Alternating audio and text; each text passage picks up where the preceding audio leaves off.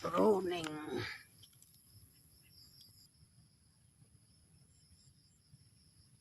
Yung paria natin guys. Yan na.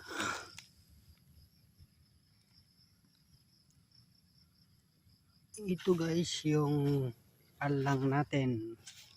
Yan. May bunga na siya guys. Ito. Oh yan. Guys, ito yung talbos. Medyo matagal na kasi ito guys. Marami na tayong nakuha dito. Ito yung tanim kong alang guys. Kung sino nakakaalam nito.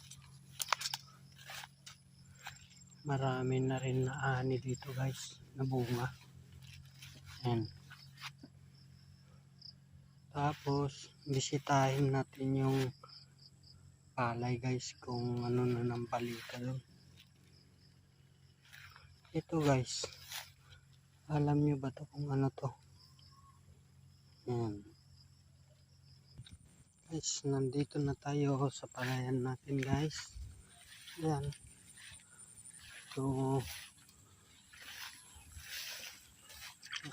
okay naman siya guys. Sana okay siya. Yan. So, meron pa doon banda ron.